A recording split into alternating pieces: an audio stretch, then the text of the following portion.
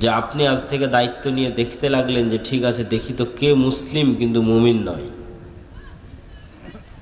এটার দায়িত্ব আল্লাহ নিজের কাছে রেখেছেন। কেননা ইমানের বিষয় অন্তরের সাথে, আর অন্তরের খবর পৃথিবীতে কেউ জানে না। ফলত কে যে মুমিন আর কে যে মুমিন নয় এটা কেউ ছাড়া কে জানে না, আল্লাহ সুবহানাহু ওয়া তাআলা ছাড়া কেউ জানে না।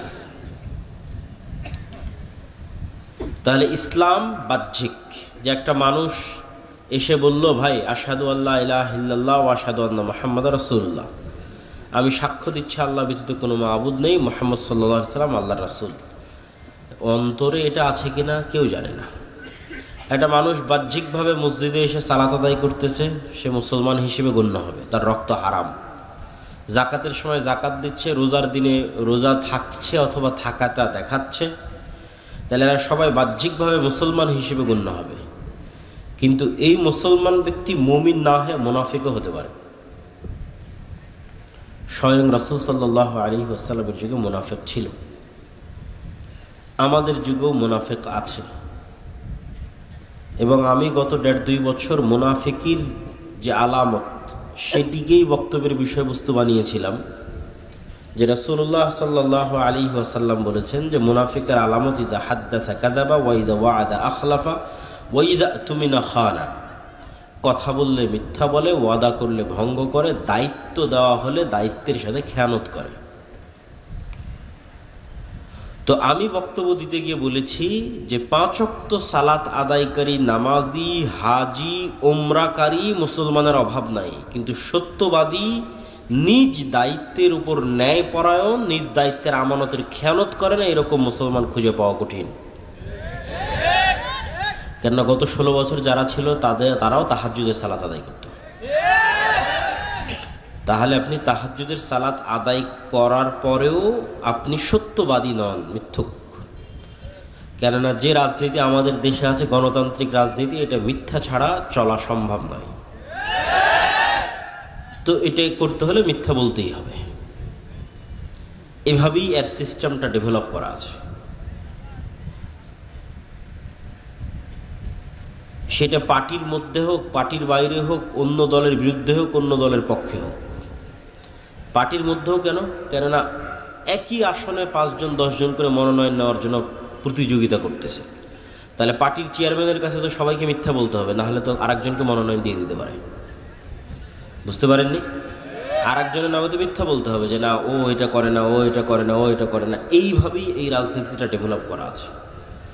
গণতান্ত্রিক রাজনীতিটা ডেভেলপই করা হয়েছে মুসলমানদের মধ্যে মিথ্যার কালচার অব্যাহত রাখার জন্য। কেননা ব্রিটিশরা 190 বছর মুসলমানদেরকে গোলাম রেখে মিথ্যা বলা শিখিয়েছিল।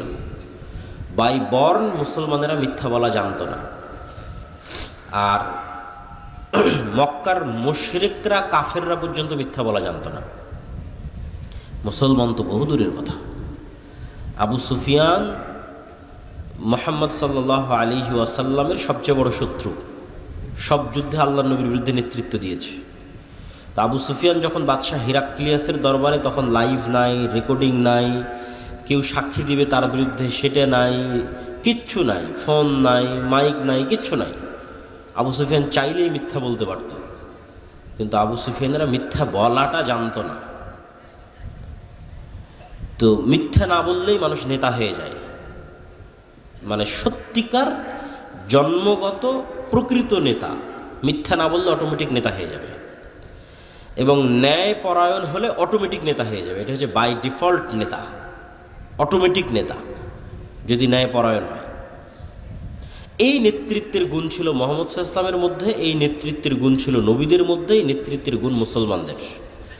কিন্তু যখন ইউরোপীয় উপনিবেশের মাধ্যমে শুধু ভারত, পাকিস্তান, বাংলাদেশ না, এই আফ্রিকাও পর্যন্ত যখন এদের পদানত হয়েছে, তো এদেরকে গোলাম বানিয়ে মিথ্যা বলা, দুর্নীতি করা এবং চুরি করানো শিখানো হয়েছে।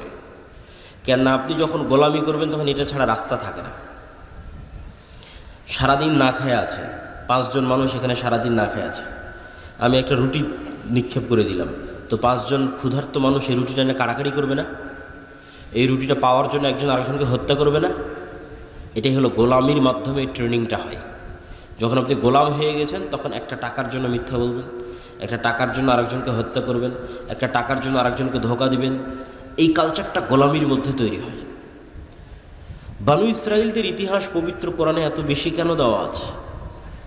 বানু ইসরাইলের ইতিহাস পবিত্র কোরআনে এই জন্য এত বেশি দেওয়া আছে যে বানু ইসরাইলরা এত বিশাল বিশাল নেয়ামত পাওয়ার পরেও কিভাবে মুনাফিকি করছিল, কিভাবে ধোঁকা দিচ্ছিল, কিভাবে দুই নাম্বারি করছিল, সেগুলো তুলে ধরা আছে। তো এগুলো ওদের রক্তের মধ্যে মিশে গেছিল ফেরাউনের কয়েকশো বছর গোলামি করার কারণে। আর এই কারণেই মুসা আলাইহিস সালাতু ওয়াস সালামকে আল্লাহ ফেরাউনের বাড়িতে মানুষ করেছে।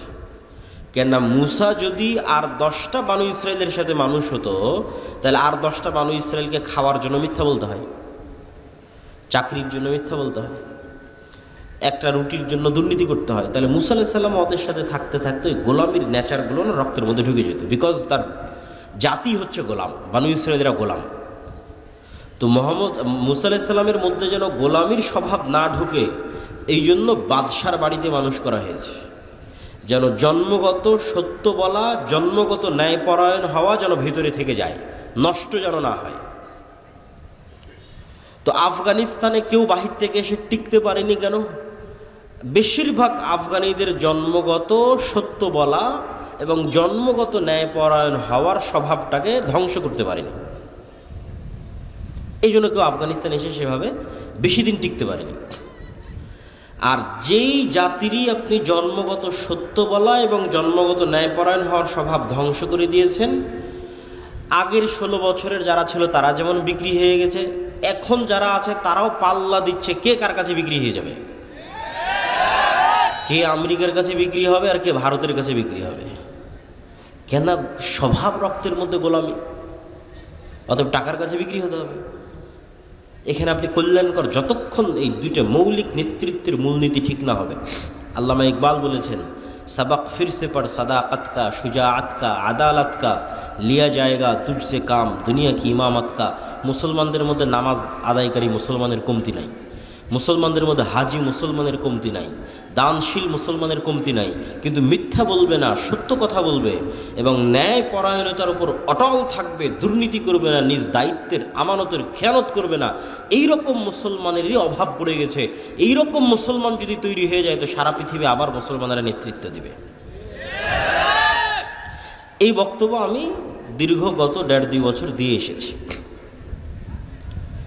মুনাফিকের আলামতের উপর, যে বহু মানুষ মুসলমান কিন্তু মুনাফিক। সে হজ করতেছে, মনে করছে আমি হজ করছি, ওমরা করতেছি, দান করতেছি, কিন্তু মুনাফিক। কেননা ঈমান থাকলে কখনো মানুষ মিথ্যা বলতে পারে না। অন্তরে যদি ঈমান থাকে, অন্তরে ঈমান থাকলে মানুষ কখনো অন্যায় করতে পারে না, দুর্নীতি করতে পারে না, যদি অন্তরে ঈমান ঢুকে যায়। এই জন্য এবারের আলোচনার বিষয়বস্তু হচ্ছে ঈমান, আল ঈমান বিল গায়েব। আল ঈমান বিল গায়েবের উপর বই লেখাও সম্পূর্ণ হয়েছে। আল্লাহর পথে যাত্রা নামে আগামী 6-7 নভেম্বর সালাফি কনফারেন্স, মানে 1 সপ্তাহ পরেই আল জামিয়া সালাফিয়া ডাঙ্গিপাড়া পোবা রাজশাহী, পাকিস্তান, ভারত, সৌদি আরব, বাংলাদেশের বড় বড় আলেম ওলামারা থাকবে। 2 দিনব্যাপী সম্মেলন। আপনারা যাবেন তো ইনশাআল্লাহ? দাওয়াত থাকলো আপনাদের, আল্লাহ কবুল করুক। তো সেখানে প্রকাশ পাবে আর কি বইটা। তো সেখান থেকেই ধীরে ধীরে টুকটাক আলোচনা নিয়ে আসার চেষ্টা করতেছি। এখন আলোচনা সেভাবে সাজানো গুছানো হয়ে ওঠেনি, যে একদম একদিক থেকে সাজানো গুছানো বলতেই থাকবে এরকম হয়নি। তবে সারমর্ম কথা যতটুকু পারি ততটুকু বলি। ঈমান বিল গায়েব, ঈমান নাই মুসলমানদের ঈমান বিল গায়েব নাই। এটা আরো ভালো বুঝলাম কখন? সরকার পড়ে যাওয়ার পর যখন ইসলামী ঘরানার অসংখ্য দল, মতাদর্শ সবার সাথে উঠা বসা করার আল্লাহ সুযোগ দিল, এবং আলহামদুলিল্লাহ এখনও সেই সুযোগটা আছে। সবার সাথে একটা ভালো সম্পর্ক, সুসম্পর্কের ভিত্তিতে যাতায়াত আছে, যাওয়া আসা হয়। তো এই যাতায়াতের ভিত্তিতে আমি আর একটা নতুন জিনিস শিখলাম, যেটা হয়তো আমারও ছিল না, আমার ধারণা। আমি এটা শিখলাম যে আমরা যারা মুসলমান হয়তো দ্বীনের দাওয়াত দিচ্ছি, হয়তো মসজিদ মাদ্রাসা গড়ে তুলতেছি, হয়তো ইসলামী দল পরিচালনা করতেছি, আমাদের এখনও পরিপূর্ণরূপে ঈমান বিল গায়েব অর্জিত হয়নি। অদৃশ্যের উপর বিশ্বাস মজবুত হয়নি যেভাবে সাহাবীদের ছিল। এই 6টা বিশ্বাসের কথা সবাই জানেন। তো ওইটা মুখে বললে কোনো সমস্যা নাই, যে আশহাদু আল্লা ইলাহা ইল্লাল্লাহ ওয়া আশহাদু আন্না মুহাম্মাদার রাসূলুল্লাহ, কিন্তু এই 6টার কাজ মুখে বলার সাথে নয়। এই 6টার কাজ কিসের সাথে? অন্তরের সাথে। কিন্তু আমরা এই 6টাও মুখে বলে শেষ করে দিয়েছি, যে আল্লাহর উপর ঈমান আনলাম, ফেরেশতাদের উপর ঈমান আনলাম, নবী রাসূল কিতাবের উপর ঈমান আনলাম, তাকদীরের উপর ঈমান আনলাম, পরকালের উপর ঈমান আনলাম, মুখ পর্যন্তই শেষ। কেউ আর বাস্তবে কোনোদিন অন্তর দিয়ে সত্যিকারভাবে বিশ্বাস করলো না যে আল্লাহ কে, আল্লাহর শক্তি কি, আর ফেরেশতা কে, ফেরেশতা কোথায় থাকে, কি করে, ফেরেশতা আসলেই আছে কিনা পৃথিবীতে, আর পরকাল পুনরুত্থান, মরার পরে কীভাবেই বা পরকাল পুনরুত্থান হবে। ফলত বললাম মুখে এই কথাগুলো, কিন্তু জীবন চলতে থাকলো দুনিয়ামুখী, বস্তুবাদী। আমরা আমাদের অসংখ্য জীবনের অসংখ্য সিদ্ধান্ত দুনিয়াকে সামনে রেখে নিই, দুনিয়াকে কেন্দ্র করে নিই, বস্তুকে কেন্দ্র করে নিই। কখনো অদৃশ্যের উপর বিশ্বাসকে কেন্দ্র করে আমরা সিদ্ধান্ত নেই না। কেননা আমাদের দরকার ইমিডিয়েট রেজাল্ট, এখনই রেজাল্ট দরকার। অতএব এখন এটা ছাড়া আর তো কোনো ওয়ে নাই। তো ব্যক্তিগত জীবনে অসংখ্য উদাহরণ দেওয়া সম্ভব। আমরা জাতীয় জীবনেরই কিছু উদাহরণ দিই, যে ঈমান বিল গায়েব দুর্বল এবং ঈমান বিল গায়েব সম্পর্কে জ্ঞান অর্জন করা প্রয়োজন কেন। মুসা আলাইহিস সালাতু ওয়াস সালাম ফেরাউনের মোকাবেলায় যত দুর্বল ছিলেন, আজকের ফিলিস্তিনের গাজার মুসলমানেরা ইসরায়েলের মোকাবেলায় অত দুর্বল নয়। আবারও বলি, আজকের ফিলিস্তিনের গাজার মুসলমানেরা দুনিয়াবী শক্তির দিক থেকে আজকের ইসরায়েলের কাছে যত দুর্বল, তার চেয়ে শত গুণে বেশি দুর্বল ছিলেন দুনিয়াবী শক্তির দিক দিয়ে নবী মুসা ফেরাউনের দুনিয়াবী শক্তির সামনে। একটা পয়েন্ট গেল। পয়েন্ট নাম্বার 2, আল্লাহর নবী মুহাম্মদ সাল্লাল্লাহু আলাইহি ওয়াসাল্লাম তার সাহাবী আবু বকর, ওমর, উসমান, আলী রাদিয়াল্লাহু তাআলা আনহুম, পরবর্তীতে যারা উমাইয়া খেলাফতের সময় বিভিন্ন দেশ বিজয় করেছে, মোহাম্মদ বিন কাসেম হোক, কোতাইবা বিন মুসলিম হোক, তারেক বিন জিয়াদ হোক, আর খালিদ বিন ওয়ালিদ, আর আমর ইবনে আল আস হোক, যেই হোক না কেন, তাদের দুনিয়াবী শক্তি তৎকালীন বিশ্বের রোমান এবং পারস্যের তুলনায়, আমি আবারও বলি, মুহাম্মদ সাল্লাল্লাহু আলাইহি ওয়াসাল্লামের দুনিয়াবী শক্তি, আবু বকর, ওমর, ওসমান, আলীর দুনিয়াবী শক্তি, খালিদ বিন ওয়ালিদ, আমর ইবনে আল আসের দুনিয়াবী শক্তি, তারেক বিন জিয়াদ, মোহাম্মদ বিন কাসেমের দুনিয়াবী শক্তি তৎকালীন বিশ্বের রোমান এবং পারস্যের দুনিয়াবী শক্তির তুলনায় যেই মাপে ছিল, তার চাইতে আজকের সমগ্র বিশ্বের 57টা মুসলিম দেশের দুনিয়াবী শক্তি আমেরিকা এবং ইসরায়েলের তুলনায় অনেক বেশি পরিমাণে দুনিয়াবী শক্তির অধিকারী হচ্ছে বর্তমান যুগের 57টা দেশের মুসলিম দেশের মুসলমানেরা। ওই যুগের তুলনায়, সাহাবীদের যুগে রোমান এবং পারস্যদের দুনিয়াবী শক্তির তুলনায় তাদের যে দুর্বলতা ছিল, সেটার তুলনায় এই যুগের মুসলমানেরা বেশি শক্তিশালী। তাহলে এই যুগের মুসলমানরা মাজলুম কেন? বিজয় নাই কেন? বিজয় তাদের কাছে ধরা দিচ্ছে না কেন? ওই যুগের সাহাবীদের যেই লেভেলের ঈমান বিল গায়েব ছিল, মানে ফেরেশতাদের উপর তাদের যেই লেভেলের বিশ্বাস ছিল, আল্লাহর উপর তাদের যেই লেভেলের বিশ্বাস ছিল, পরকাল হবে, পরকাল কেমন, এটার উপর তাদের যেই লেভেলের বিশ্বাস ছিল, আজকের মুসলমানদের তার সিকি পরিমাণও নাই। ফলত দুনিয়াবী শক্তি যত বেশি থাক, কোনো কাজের কাজ হবে না, হচ্ছেও না। তো মুসা আলাইহিস সালাতু ওয়াস সালামের হাতের লাঠি আল্লাহ সুবহানাহু তাআলা পরিবর্তন করে দিলেন সাপে, এবং সাপে পরিবর্তন করে দেওয়ার মাধ্যমে মুসা আলাইহিস সালাতু ওয়াস সালামকে আল্লাহ সুবহানাহু তাআলা শিখালেন যে পৃথিবীতে তোমরা চোখে যা দেখো, এর আড়ালেও অনেক কিছু আছে যেগুলোর উপর আল্লাহ ক্ষমতাবান এবং তিনি করতে পারেন। আর এটা এমনি হাতের লাঠি নয়, এটা মুসা আলাইহিস সালাম দীর্ঘদিন থেকে ব্যবহার করতেন সেই হাতের লাঠি। এই লাঠি দিয়ে পাতা পাড়তেন, এই লাঠি দিয়ে পুকুর পার হতেন, নদী পার হতেন। সেই লাঠিকে আল্লাহ সাপ বানিয়ে দিয়েছেন, এবং জাদুর সাপ নয়, চোখের ভেলকির সাপ নয়, একদম তরতাজা জ্যান্ত সাপ। ঠিক যেভাবে পুকুরে নদীতে আস্ত আল্লাহর সৃষ্টি যে সাপ আছে সেই সাপ। জাদুকরেরা সিজদায় পড়ে গেছিল এই কারণেই, জাদুকরদের দড়িও সাপ হয়ে গেছিল, কিন্তু ওই সাপগুলো ছিল জাদুর সাপ, চোখের ভেলকির সাপ। আর মুসা আলাইহিস সালামের সাপ ছিল আস্ত সাপ, ওগুলো সবকে খেয়ে নিয়েছে। তো মুসা আলাইহিস সালামকে আল্লাহ শিখিয়েছেন ঈমান বিল গায়েবের উপর মজবুত আস্থা এবং বিশ্বাস, আল্লাহর ক্ষমতার উপর আস্থা এবং বিশ্বাস। মুসা আলাইহিস সালাম যদি আল্লাহর ঈমান বিল গায়েবের উপর মজবুত আস্থা এবং বিশ্বাস না রাখতেন, তাহলে মুসা আলাইহিস সালামকে দুনিয়াবি দিক থেকে ফেরাউনের বিরুদ্ধে বিজয়ী হতে হতো, দুনিয়ার দিক থেকে। আর দুনিয়ার দিক থেকে বিজয় হওয়ার জন্য মুসা আলাইহিস সালামের কাছে কোনো রাস্তা থাকতো না কম্প্রোমাইজ ছাড়া।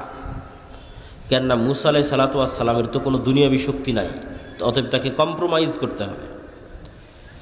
তো আজকের মুসলমানেরাও মনে করে নিয়েছে যে আমাকে এখনই সফল হতে হবে, অতএব এখনই সফল হওয়ার জন্য, কেন ঈমান বিল গায়েব নাই, ফেরেশতার অস্তিত্বে, পরকালের অস্তিত্বে, আল্লাহর অস্তিত্বে এবং শক্তি ক্ষমতায় বিশ্বাস নাই।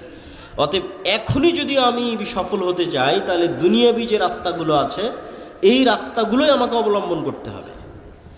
আর দুনিয়াবি রাস্তায় যদি অবলম্বন করতে চাই, কেন ঈমান বিল গায়েব আমার দুর্বল, নিচে, তো দুনিয়াবি রাস্তায় যদি অবলম্বন করতে চাই, তাহলে মন্দির পাহারা দিতে না গেলে তো ভোট পাওয়া যাবে না। অতএব আমাকে এই রাস্তা অবলম্বন করতে হবে। যদি এর চাইতেও কোনো খারাপ রাস্তা অবলম্বন করা লাগে, তাহলে সেটাও করা যেতে পারে, মানে করা হতে পারে। কেননা আমার মাথায় আছে যে দুনিয়াবি লজিকেই একমাত্র সফলতা সম্ভব। গায়েবের সহযোগিতা বলে কিছু আছে, ঈমান বিল গায়েব, ফেরেশতার অস্তিত্ব বলে কিছু আছে, পরকালমুখী সিদ্ধান্ত বলে কিছু আছে, এটা আমাদের ব্রেন থেকে আউট হয়ে গেছে। এটা শুধু আমি জাতীয় জীবনে বলতেছি না, বাস্তব জীবনে, আপনাদের ব্যক্তিগত জীবনে, আপনাদের পারিবারিক জীবনে সেম অবস্থা। তো আজকে আমরা ঈমান বিল গায়েবের একটা অংশের উপর আলোচনা করব, আল ঈমান বিল মালাইকা, ফেরেশতাদের উপর বিশ্বাস। ফেরেশতারা কিসের তৈরি বলেন তো? নূরের তৈরি। নূর হচ্ছে এক প্রকারের আলো, কিন্তু এই আলো নয়, সূর্যের আলো নয়, বিদ্যুতের লাইটের আলো নয়, কিন্তু এক প্রকারের আলো, যে আলো পৃথিবীতে আছে কিন্তু চোখে দেখা যায় না। তা আপনি বলবেন পৃথিবীতে আলো আছে চোখে দেখা যায় না, এটা আবার কোন আলো? তা আপনি যখন রিমোট দিয়ে এসি অন করতেছেন, তো রিমোট থেকে আলো বের হয়ে এসিতে গিয়ে লাগতেছে, ওই আলো কোথায় আপনি চোখে দেখলেন? তখন এসি বন্ধ হয়ে যাচ্ছে। আবার যখন চাপ দিচ্ছেন আবার এসি অন হয়ে যাচ্ছে, এটা আলোর কানেকশনে অন অফ হয়ে যাচ্ছে। এবার ইনফ্রারেড লাইট, এটা মেশিন দিয়ে ধরা যাচ্ছে কিন্তু চোখে দেখা যায় না। ওই যে লাইভ চলতেছে, ক্যামেরা, কম্পিউটার, মোবাইল, এগুলো সব আলো। আমার কথা আলোর ওয়েভের মধ্যে ভেসে, আপনি যখন ফোনে কথা বলতেছেন, রাত দিন ফোন ব্যবহার করতেছেন, ফোনে কথা বলতেছেন, ঢাকা কথা বলছেন, আমেরিকা, লন্ডন, ইউরোপ, সাথে সাথে আপনার কথা ইউরোপে চলে যাচ্ছে। ওইটা আলোর ওয়েভের মধ্যে দিয়ে ভেসে ইউরোপ চলে যাচ্ছে। কিন্তু দুঃখজনক হলেও সত্য যে আপনি রাত দিন ইউরোপ আমেরিকায় কথা বলতেছেন, আপনার কথা ইউরোপ আমেরিকার সাথে সাথে চলেও যাচ্ছে। রাত দিন লাইভ দেখতেছেন, হ্যাঁ গাজায় এটা হচ্ছে, সাথে সাথে লাইভ দেখেন। আজকে মিরপুরে এটা চলে যাচ্ছে, সাথে সাথে লাইভ আপনি দেখতে পাচ্ছেন মেশিনের মাধ্যমে। কিন্তু ঠিকই আবার আপনার এটার ঈমান নাই যে আপনার কথা এখন সাথে সাথে আমেরিকা, লন্ডনে শোনা গেলেও, আমেরিকা, লন্ডনের মানুষ বসে শুনতে পারলেও, আর আমেরিকা, লন্ডনের কথা আমি এখন সাথে সাথে বসে শুনতে পারলেও, আমার এখনকার কথা আল্লাহ শুনছে না, সেটার বিশ্বাস নাই। অথচ যেটা ব্যবহার করে কথা বলতেছে, ওই ওয়েভ আল্লাহর তৈরি, যেটার মধ্যে দিয়ে কথা পাস হয়ে যাচ্ছে মোবাইলের মধ্যে, মোবাইল থেকে নেটওয়ার্কের মধ্যে, টাওয়ারের মধ্যে, সেখান থেকে আবার আমেরিকা চলে যাচ্ছে, এই যেটার মধ্যে দিয়ে পাস হচ্ছে এটা আল্লাহর তৈরি। তো এটার মধ্যে দিয়ে পাস হয়ে আমি মানুষের কথা শুনে নিচ্ছি, কিন্তু আল্লাহ আমার কথা শুনতেছে না। শুধু যেটা রেকর্ড হয়ে যাচ্ছে সেটা নিয়ে হয়তো আপনি চিন্তা করতেছেন। তা আমি লাইভ দেখতে পাচ্ছি, কিন্তু আল্লাহ সুবহানাহু ওয়া তাআলা আমাকে দেখতে পাচ্ছেন না, বা আমি হয়তো কোনো কিছু গোপনে করে ফেলে দিচ্ছি, এটা অসম্ভব। এই পৃথিবীকে এমনভাবে সেট করা আছে, এই পৃথিবীর কোনো কিছুই, অন্তত আজকের বিজ্ঞানের আলোকে এগুলোই আল্লাহ ব্যবহার করবেন, এগুলোই আল্লাহ করছেন, এটা কখনই নয়। কেন আল্লাহ সুবহানাহু ওয়া তাআলা এগুলোর মুখাপেক্ষী নয়। কিন্তু এইটা দিয়েই যদি এত দূর হওয়া সম্ভব, তাহলে আল্লাহর ক্ষমতা এবং শক্তি দিয়ে কত দূর হওয়া সম্ভব সেটা বোঝানোর জন্য বলতেছি। যে আমরা আজকে যে পৃথিবীতে বসবাস করতেছি, বিজ্ঞান বলে এই পৃথিবীতে আমাদের কোনো কথাও গোপন নয়, আমাদের কোনো কাজও গোপন নয়। সেটা আমরা যতই গোপন করার চেষ্টা করি, এগুলো সব সেভ হয়ে আছে। আমি অন্তত দুটো উদাহরণ দিই, যে কাফা বিনাফসিকাল ইয়াউমা আলাইকা হাসিবা, তোমার হিসাব নেওয়ার জন্য আজকে তুমিই যথেষ্ট। এটা কোরআনের আয়াত। তো আমার হিসাব নেওয়ার জন্য আমি যথেষ্ট। কিভাবে আল্লাহ সুবহানাহু ওয়া তাআলা সেট আপ করে রেখেছেন যে আমার হিসাবের জন্য আমি যথেষ্ট? দুটো উদাহরণ দেখেন।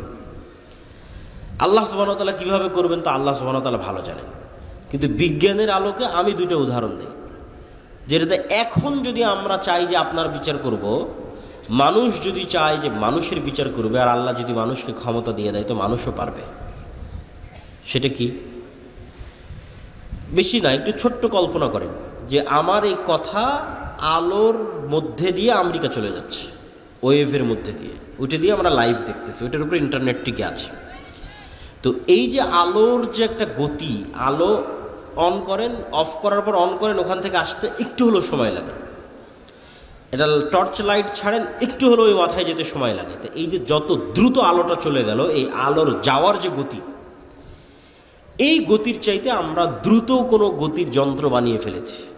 কল্পনা করেন যে আমরা এমন একটা যন্ত্র বানিয়ে ফেলেছি যে যন্ত্র আলোর চেয়ে জোরে যায়। তারপরে আলোর গতিতে 30 বছর চললে যত দূরে যাওয়া সম্ভব, আমরা ওর চেয়ে জোরে তত দূরে পৌঁছে গেছি। মানে একটা গাড়ি 100 কিলোমিটার গতিতে চললে যত দূর যায়, আমি বিমান দিয়ে তার আগে ওখানে বসে আছি, তার আগে ওখানেই চলে গেছি বিমান দিয়ে। তাহলে এখন আলো 30 বছর চললে যত দূর যাবে, আমি তার চেয়ে দ্রুত গতির কোনো যন্ত্র দিয়ে তার আগে চলে গেছি। গিয়ে ওই 30 বছর আগে গিয়ে, তথা 30 বছরের দূরত্বের পথে গিয়ে আপনি কল্পনা করেন যে মোবাইলের মতো একটা যন্ত্র আপনি বানিয়ে ফেলেছেন, শক্তিশালী একটা দূরবীন বানিয়ে ফেলেছেন, দিয়ে যদি পৃথিবীর দিকে তাক করেন, তাহলে 30 বছর আগে আপনি এই পৃথিবীতে যা যা করছিলেন তা লাইভ আপনি দেখতে পাবেন। কেন? ওইটা আলোর মধ্যে ভেসে ভেসে যাচ্ছিল, যেমন লাইভের মধ্যে, মোবাইলের মধ্যে ভেসে যাচ্ছে। এখন খুব দ্রুত আলো যাচ্ছে, এই জন্য আমি বুঝতে পারতেছি না, সাথে সাথেই চলে যাচ্ছে। তো এখানে এই আলোকের চাইতে আমরা দ্রুত 30 বছর আগে চলে যাব, 30 বছরের দূরত্বের পথ চলে যাব। তাহলে 30 বছর আগে আমি আবদুল্লাহ রাজশাহীর নওদাপাড়ায় অথবা রাজশাহীর ডাঙ্গিপাড়ায় হাঁটছিলাম, খেলছিলাম, ঘুরছিলাম, আমার ওই হাঁটা খেলার দৃশ্য আমি দেখতে পাবো, আমার চোখে দেখতে পাবো, যে ওই যে আমি হাঁটতেছি, খেলতেছি, ঘুরতেছি। 1400 বছর আগের যদি এরকম আলোর সফর করা যায়, তাহলে বদরের যুদ্ধ লাইভ দেখা যাবে। অসম্ভব নয়, বাস্তব, সত্য। মুহাম্মদ সাল্লাল্লাহু আলাইহি ওয়াসাল্লামের পুরো জীবনী দূরবীন দিয়ে লাইভ দেখা যাবে। হ্যাঁ, কিন্তু মানুষ আলোর চেয়ে গতি অর্জন করতে পারবে না, যেতেও পারবে না, দেখতেও পারবে না, সেটা ভিন্ন কথা। কিন্তু আপনার একটা কাজও হারিয়ে যায়নি, সব আছে, সেভ হয়ে আছে আলোর মধ্যে, আর আপনার সব কথা আপনি শুনতে পাবেন। তো কাফা বিনাফসিকাল ইয়াউমা আলাইকা হাসিবা, আপনার নিজের বিচার করার জন্য তো আপনি যথেষ্ট। এবার আরেকটা বলি যে আপনার নিজের বিচার করার জন্য আপনি যথেষ্ট, সেটা কি? আপনার মোবাইলের মেমোরি কার্ড, অনলাইনের ডাটা, এগুলো সবাই খুব ভালোভাবে জানেন যে অনলাইনের কোনো ডাটা হারায় না। কোথায় ফেসবুকে যদি কোনো কমেন্ট করে থাকেন ওটা থাকে, কোথাও যদি ফেসবুকে মেসেজ দিয়ে থাকেন ওটা থাকে, কোনো লাইভ করে থাকেন সেটা থাকে, ফেসবুক কর্তৃপক্ষের কাছে থাকে, আপনি রাখলে থাকে। অনলাইনে কোনো টাকা ট্রান্সফার হলে সেটা হারায় না, সেটা থাকে। এগুলো কোনো কিছু হারায় না, মেমোরি কার্ডের মতো, ডাটা সেন্টারের মতো সেভ হয়ে থাকে। তো আমরা যে আমাদের শরীরের সাথে এগুলো সব কম্পিউটার ক্যামেরার চাইতে ভয়ঙ্কর কিছু বহন করে নিয়ে বেড়াচ্ছি, সেটা হচ্ছে আমাদের মাথা। সবগুলোর সাথে ভয়ঙ্কর।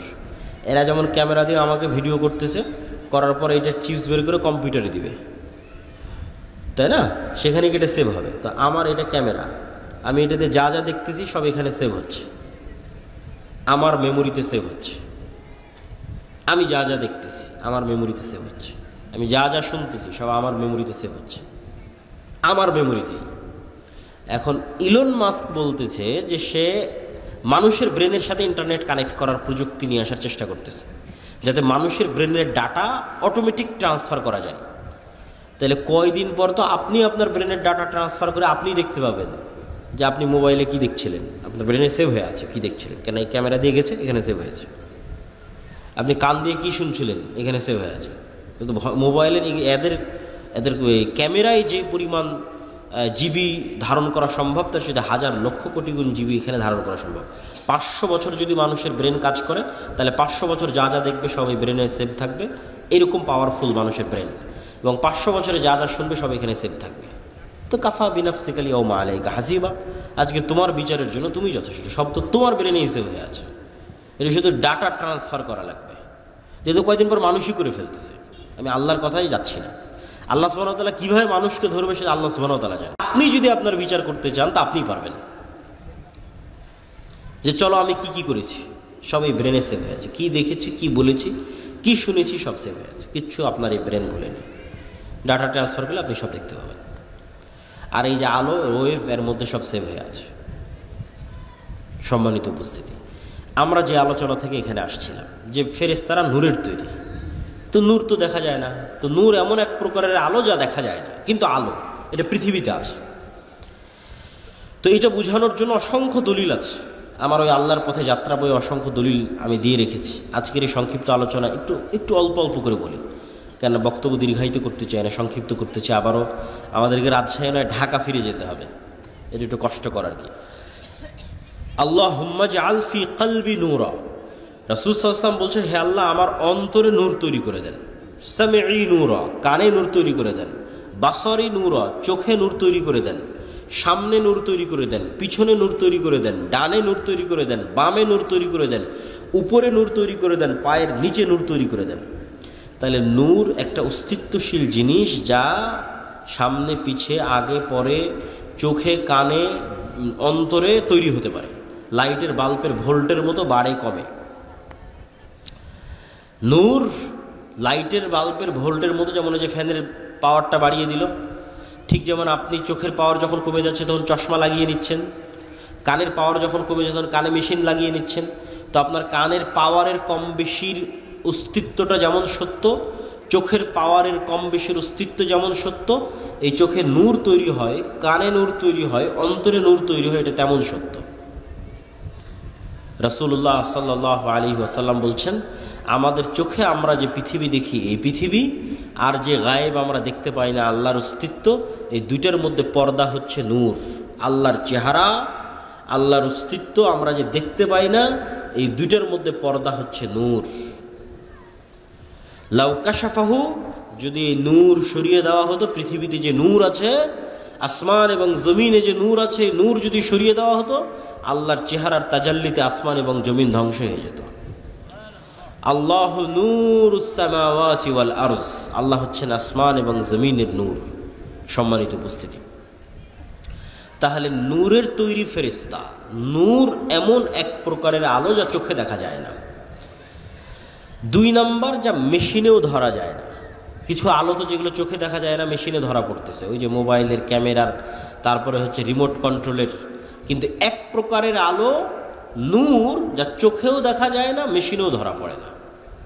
তাহলে আপনি বলবেন এটা কেমন কথা বললেন, যে একটা জিনিস পৃথিবীতে আছে, চোখেও দেখব না, মেশিনেও ধরা পড়বে না। জি, আল্লাহর গায়েবের প্রত্যেকটা জিনিসের কিছু না কিছু আলামত আল্লাহ তার সৃষ্টিজীবের মধ্যে রেখে দিয়েছে। কিছু না কিছু আলামত আল্লাহ তার সৃষ্টিজীবের মধ্যে রেখে দিয়েছে। আল্লাহর এক ব্যতিক্রম সৃষ্টিজীব হচ্ছে কুকুর। কুকুর মানুষের চাইতে 10,000 গুণ বেশি ঘ্রাণ, নাক দিয়ে ঘ্রাণ নেওয়ার ক্ষমতা কুকুরের মানুষের চাইতে 10,000 গুণ। 100, 200, 500, 1000, 2000, 10,000 গুণ বেশি। তাহলে আমার কাছে, আমি যদি এই পানির বোতলটা নিই এবং এই পানির বোতলটা নাকে টানি, তাহলে বলবো না এটার তো কোনো সেন্ট নাই। পানিরও আমি বলতে পারি যে না, পানির তো কোনো সেন্ট নাই, এটার কোনো সেন্ট নাই। তা এটার সেন্ট নাই বলাটা যেমন মিথ্যা, বিজ্ঞানও হয়তো এসে বলবে যে না এটার কোনো সেন্ট নাই। বিজ্ঞানও মিথ্যা, কেন বিজ্ঞান এখন পর্যন্ত কুকুরের নাকের মতো পাওয়ারফুল যন্ত্র তৈরি করতে পারেনি। কিন্তু এই পানির বোতলটা কুকুরের নাকের সামনে লাগান, এই পানির বোতলটাকে 10 কিলোমিটার দূরে রেখে আসেন, এই পানির বোতল কুকুর খুঁজে বের করে নিয়ে আসবে। তাহলে আমি না গন্ধ পাচ্ছি না, আর আমার আবিষ্কার করা যন্ত্রও গন্ধ ধরতে পারতেছে না, তার মানে গন্ধ নাই। এটা কি ঠিক না ভুল? আছে, তার প্রমাণ কি? ওই যে আল্লাহর আর এক সৃষ্টি জীবও ধরতে পারতেছে, ওর কাছে আছে। আমরা যেভাবে একজন আরেকজনকে দেখছি চিনছি, এভাবে কুকুর চিনে না। কুকুর ঘ্রাণ দিয়ে আপনাকে চিনে। আপনার এই চেহারা, সাদা কালো দাড়ি, অথবা দাড়ি চাছা, লম্বা উঁচু মোটা, এইভাবে দেখে কুকুর চিনে না যেভাবে আমরা চিনি। ঘ্রাণে চিনে, এটা অমুক এটা অমুক, ঘ্রাণে চিনে ফেলে। ওইভাবে দেখতেই পায় না কুকুর। আমরা যেভাবে দেখি এভাবে দেখতেই পায় না, তো ওভাবে দেখে চিনবে কিভাবে? ওকে আল্লাহ দিয়েছে ঘ্রাণ শক্তি। ঠিক হাতি সহ এরকম কিছু প্রাণী আছে যাদের দিয়েছে শ্রবণ শক্তি, খুব সূক্ষ্ম, একদম ভয়ঙ্কর লেভেলের সূক্ষ্ম, মানুষের যে 2-3 হাজার গুণ। যন্ত্র ওই লেভেলে সূক্ষ্ম নয়। তাহলে একটা আওয়াজ আমি শুনতে পাচ্ছি না, তার মানে ওই আওয়াজটা নাই, মিথ্যা কথা। একটা আওয়াজ কোনো যন্ত্র শুনতে পাচ্ছে না পৃথিবী, তার মানে আওয়াজটা নাই, মিথ্যা কথা। যে কবরের আওয়াজের আওয়াজ তো আমি শুনতে পাই না, মুগুর দিয়ে তো পিটাচ্ছে, কই আমি তো শুনতে পাচ্ছি না, চিৎকার করতেছে, আমি তো শুনতে পাচ্ছি না, তার মানে আওয়াজ হচ্ছে না। না, ওই লেভেলের আওয়াজ শোনার ক্ষমতাই আপনার নাই, কিন্তু ওই লেভেলের আওয়াজ শোনার ক্ষমতা আল্লাহর কিছু কিছু প্রাণীর আছে। তো ঠিক পৃথিবীতে এমনও আলো আছে যে আলো দেখার ক্ষমতা আল্লাহর কিছু প্রাণীর আছে। যেমন কুকুরকে শয়তানের আলো দেখার ক্ষমতা দেওয়া আছে, মোরগকে ফেরেশতার নূর যেই লেভেলের আলো, ওই লেভেলের আলো দেখার সক্ষমতা মুরগিকে দেওয়া আছে ফজরের সময় যখন সে চিৎকার করে। সম্মানিত উপস্থিতি, তাহলে পৃথিবীতে নূর অস্তিত্বশীল এবং ফেরেশতারা নূরের তৈরি, এবং ফেরেশতাদের অস্তিত্ব আমাদের সাথে সম্পৃক্ত কতটা বাস্তব আমি না বুঝাতে পারলে সেটা আমার ব্যর্থতা, কিন্তু আমি বুঝানোর তারপর চেষ্টা করব। ঈমান বিল গায়েবকে ইয়াকিনের স্তরে নিয়ে যাওয়ার। ঈমান বিল গায়েবের 6টা বিশ্বাস মুসলমানদের নাই, সেটাকে ইয়াকিনের স্তরে নিয়ে যাওয়া যায় কিনা, পারলে সফল, না পারলে ব্যর্থ, সেটা আমার ব্যর্থতা। সেটা হচ্ছে যে ফেরেশতা অস্তিত্বশীল, এটার অস্তিত্বটা কতটা বাস্তব। আপনি জন্মের পর, পৃথিবীতে জন্মের পরই সর্বপ্রথম আপনার মাকে দেখেছেন। তা আমি যদি বলি আপনার মা নাই, আপনি জীবনও বিশ্বাস করবেন না। তারপরে আপনি বিবাহ শাদী করার পর আপনার ছেলে আপনার চোখের সামনে হয়েছে, তা আমি যদি বলি এটা আপনার ছেলে নয়, আপনি জীবনও বিশ্বাস করবেন না। তাহলে আপনার ছেলের অস্তিত্ব আপনার কাছে যতটা সত্য, আপনার মায়ের অস্তিত্ব আপনার কাছে যতটা সত্য, এর চেয়ে অনেক বেশি গুণে সত্য আপনার সাথে ফেরেশতার অস্তিত্ব। কেন আপনার সাথে ফেরেশতার অস্তিত্ব এর চেয়ে বেশি গুণে সত্য? কেননা আপনার আদি পিতা আদম আলাইহিসসালাতু ওয়াসসালাম পৃথিবীতে সৃষ্টি হওয়ার পর প্রথমে তার মাকে দেখেনি। পৃথিবীতে সৃষ্টি হওয়ার পর বন্ধু হিসেবে প্রথমে তার ভাইকে, বোনকে, মাকে, বাপকে, চাচাকে, মামাকে, খালাকে, স্ত্রীকে, এগুলোকে পায়নি। সৃষ্টি হওয়ার পর চোখ খুলে সর্বপ্রথম যদি দেখে থাকে তাহলে পৃথিবীর ভিন্ন জগতের 2 প্রাণীকে দেখেছে, একটার নাম ফেরেশতা আর একটার নাম জিন। তাহলে মানুষের সাথে মানুষের সম্পর্ক বেশি মজবুত হলো না মানুষের সাথে ফেরেশতার জিনের সম্পর্ক বেশি মজবুত হলো? বলেন এবার আমাকে। ফেরেশতার জিনের সম্পর্ক বেশি মজবুত। জন্মের পর তো তৈরি হওয়ার পর আমি আর একটা মানুষকে দেখিনি, প্রথম দেখেছি ফেরেশতাকে, প্রথম দেখেছি জিনকে। তাহলে আমার সাথে পৃথিবীর আর যে কারো অস্তিত্বের চাইতে, আর যে কোনো বন্ধুর চাইতে, আর যে কোনো ব্যক্তির চাইতে বেশি অস্তিত্বশীল, বেশি বাস্তব ফেরেশতার অস্তিত্ব। ওর দেখেই তো আমার যাত্রা শুরু। ওয়াইদ ক্বালা রাব্বুকা লিল মালাইকাতি ইন্নী জাইলুন ফিল আরদি খলিফা ক্বালু আতাজআলু ফিহা মান ইউফসিদু ফিহা ওয়া ইয়াসফিকুদ দিমা। যখন আল্লাহ ফেরেশতাদের ডেকে বললেন, এই ফেরেশতারা, আমি পৃথিবীতে আমার প্রতিনিধি সৃষ্টি করতে চাই, খলিফা সৃষ্টি করতে চাই। বললেন, আল্লাহ আপনার তাসবিহ তাহলিল করার জন্য তো আমরা আছি, করার সৃষ্টি করার কি দরকার?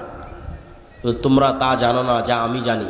তারপরে আল্লাহ আদমকে সৃষ্টি করলেন, করার পর ফেরেশতাদের বললেন তোমরা সিজদা করো। তো প্রথম পরিচয়ই হলো ফেরেশতাদের সাথে। আর এখন কেউ বিশ্বাস করে না ফেরেশতা আছে, এমনি মুখে বলছে ফেরেশতা আছে, ফেরেশতার উপর ঈমান আনলাম, বলার সময় বলেছি, অন্তরে নাই। এবার দুই একটা উদাহরণে যাব আমরা, যে আল্লাহর নবীর যুগে সাহাবীরা ফেরেশতাদের উপর কেমন বিশ্বাস রাখত। আমরা আজকে ঈমান বিল গায়েবের শুধু একটা পয়েন্টের আলোচনা করতেছি, ফেরেশতা। আল্লাহর নবীর যুগে সাহাবীরা ফেরেশতাদের উপর কেমন বিশ্বাস রাখত তার উদাহরণ।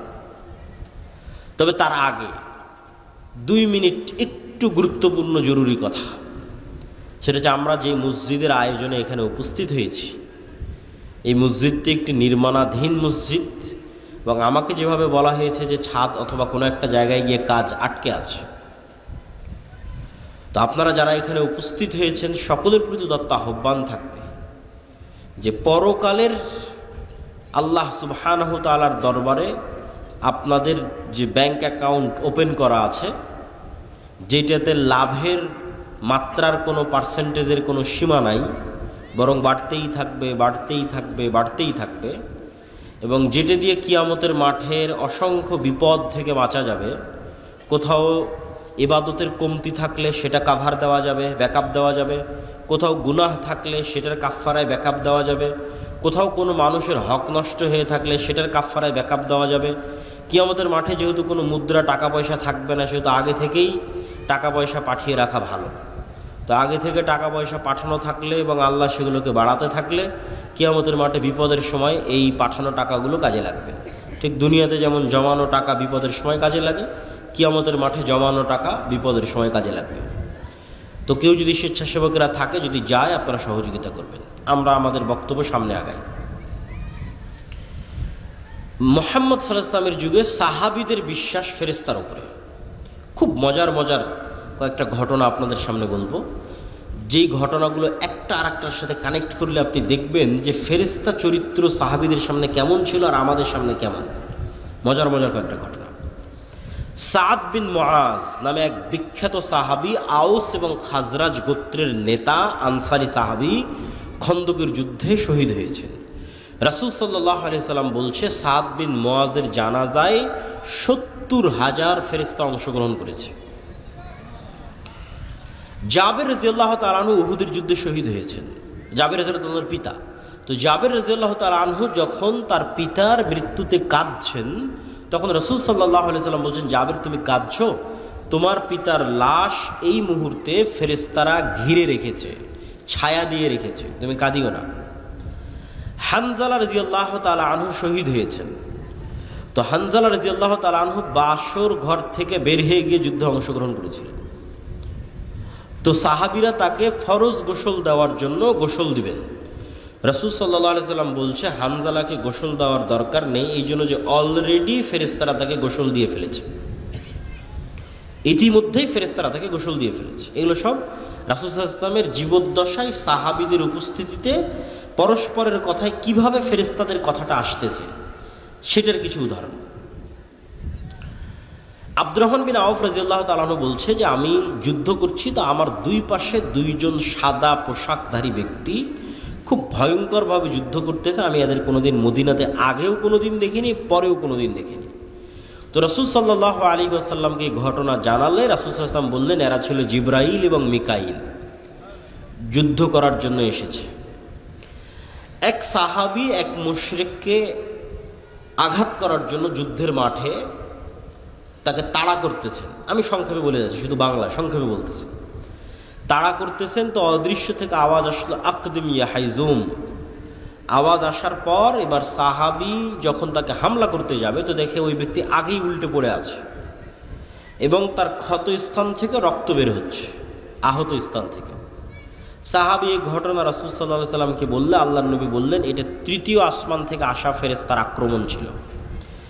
এই ফেরেশতা তৃতীয় আসমান থেকে এসেছিল, তৃতীয় আসমান থেকে আসা ফেরেশতার আক্রমণ। খন্দকের যুদ্ধ থেকে রাসূল সাল্লাল্লাহু আলাইহি সাল্লাম যখন খন্দকের যুদ্ধে বিশাল ঝড় হয়ে মক্কার কাফের মুশরিকরা সব পালিয়ে গেছে, 10,000 সেনাবাহিনী 1 মাস যাবৎ মদিনা ঘেরাও করে রেখেছিল। তা আল্লাহর নবী মনে করেছে যুদ্ধ শেষ, তারা তো চলে গেছে। উনি বাড়িতে এসে অস্ত্র রেখে 1 মাসে প্রচুর টেনশন গেছে, তার উপরে প্রচুর পরিশ্রম গেছে, খাদ্যের সংকট, যোগাযোগ বিচ্ছিন্ন, কষ্ট, পেটে পাথর বেঁধে রাখার যে ঘটনাগুলো সেগুলো এখনকার। তো রাসূল সাল্লাল্লাহু আলাইহি ওয়াসাল্লাম অস্ত্র রেখে গোসল করতে গেছে। অস্ত্র বলতে তরবারি, তীর, ধনুক। তো তো আয়েশা রাদিয়াল্লাহু তাআলা আনহা বলছেন, জিবরাইল এসে রাসূল সাল্লাল্লাহু আলাইহি ওয়াসাল্লামকে বলছে যে আপনি অস্ত্র রেখে দিয়েছেন, আমরা তো রাখিনি, তো তোমরা কেন রাখনি? তো বানু কুরাইজা, বানু কায়নুকা, বানু নযীর এই তিনটা ইহুদি গোত্র যুদ্ধ চলা অবস্থায় আল্লাহর নবীর সাথে গাদ্দারি করেছে, অথচ এরা লিখিত চুক্তি করেছিল যে এরা গাদ্দারি করবে না, পক্ষে থাকবে। তো জিবরাইল বলছে এই সমস্ত গাদ্দারদের বিচার না করা পর্যন্ত যুদ্ধ শেষ হয়নি, আপনি এখনই বের হন, যুদ্ধ এখনো শেষ হয়নি। মক্কার কাফের মুশরিকরা চলে গেছে, কিন্তু এই গাদ্দারদেরও বিচার করতে হবে। ঠিক আছে, মুহাম্মদ সাল্লাল্লাহু আলাইহি ওয়াসাল্লাম বের হলেন সাহাবীদের সহ। এবার আনাস রাদিয়াল্লাহু তাআলা আনহু থেকে বর্ণিত, তিনি বলেন যে আমরা যখন বানু কুরাইজা, বানু কায়নুকা, বানু নযীর গোত্রের দিকে আমাদের অভিযান পরিচালনা করার জন্য রওনা দিচ্ছি, তখন আমাদের আগে আগে আমরা উড়ন্ত ধুলা দেখতে পাচ্ছি, যে উড়ন্ত ধুলা জিবরাইলের অশ্বারোহী বাহিনীর উড়ন্ত ধুলা। আল্লাহু আকবার। সহিহ হাদিস, যে আনাস রাদিয়াল্লাহু তাআলা আনহু বলছেন আমরা আমাদের আগে উড়ন্ত ধুলা দেখছি, যে উড়ন্ত ধুলা জিবরাইলের অশ্বারোহী বাহিনীর উড়ন্ত ধুলা। একদিন রাসূলুল্লাহ সাল্লাল্লাহু আলাইহি ওয়াসাল্লাম বসে আছেন, একজন অপরিচিত ব্যক্তি হঠাৎ করে, আমি কিন্তু স্বেচ্ছাসেবক ভাইদের আহ্বান জানাবো যে আপনাদের যদি দানের কোনো পরিকল্পনা থাকে সেটা কিন্তু এখনই করে ফেলতে হবে, আমার বলার কথা কিন্তু হয়ে গেছে।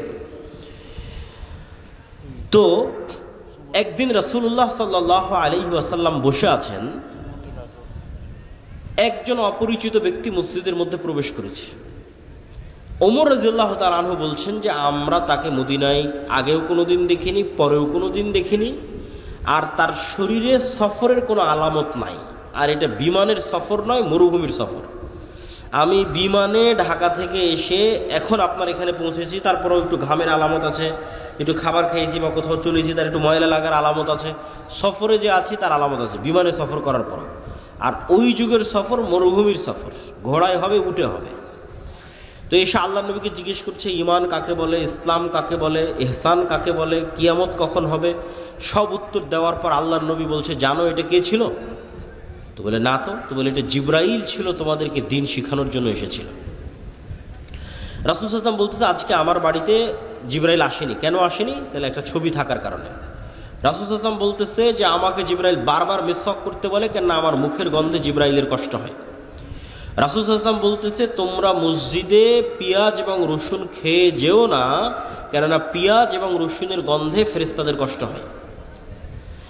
আপনি এগুলো সবগুলোকে যদি একদিনের চিত্র কল্পনা করেন, যে একদিনের চিত্র মনে করেন একদিনে এগুলো ঘটতেছে, তাহলে এবার বলেন যে খালিদ ইবনুল ওয়ালিদ, আমর ইবনুল আস এরা যখন যুদ্ধ করতে গেছে রোমান এবং পারস্যদের বিরুদ্ধে, যখন রোমান পারস্যের ক্ষমতা এদের চেয়ে বেশি, তো এরা দুনিয়াবী শক্তি দিয়ে বিজয় অর্জন করবে এই আশায় যুদ্ধ করতে গেছে, না আল্লাহ সাহায্য করবে এই আশায় যুদ্ধ করতে গেছে? আল্লাহ সাহায্য করবে। ধরো চোখের সামনে দেখেছে ফেরেশতা যুদ্ধ করতেছে, স্বচক্ষে দেখেছে।